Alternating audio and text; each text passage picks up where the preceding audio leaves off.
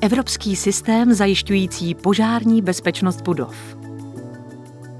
Požární bezpečnost budov se týká všech občanů Evropské unie. Všichni chceme žít na pohodlném a bezpečném místě. Jak může praktický systém pomoci k ochraně občanů? Požární bezpečnost budov musí zahrnovat těchto 7 úrovní. Především musí být přijata všechna nezbytná protipožární opatření, která by měla zabránit požáru. Pokud k požáru dojde, musí být zajištěn co nejdříve a k dispozici musí být funkční manuální nebo automatické hasící zařízení. Pokud není oheň okamžitě uhašen, je třeba v první řadě do bezpečí evakuovat obyvatele budovy. Rozdělení budovy do požárních úseků zajišťuje, aby se oheň a kouř nerozšířily do ostatních místností. Pokud se oheň přesto rozšíří, bezpečná konstrukce budovy musí zajistit, že se budova nezřítí na obyvatele nebo na hasiče. A samozřejmě je nutné rychle informovat hasiče, aby mohli zajistit bezpečnost obyvatelů budovy a zabránili dalším škodám.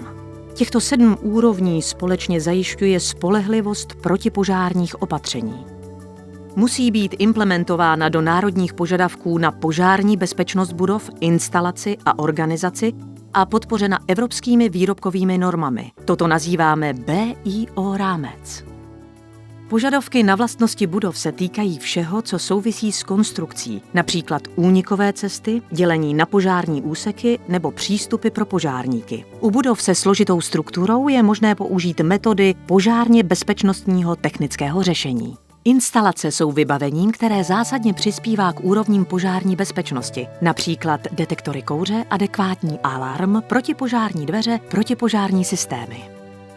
Požadavky na budovy a instalace nejsou dostatečné bez důrazných organizačních opatření, zajišťujících jejich řádné prosazování a dodržování. Během vypracování projektu je třeba zajistit, aby projekt splňoval všechny požadavky prevence proti požáru.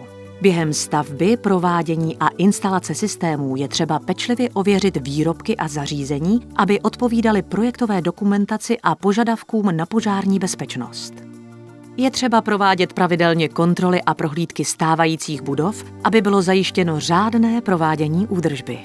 V Evropě je definování konkrétních požadavků na budovy, instalace a organizaci odpovědností členských států, které zajistí, aby se shodovaly s jejich tradicemi výstavby.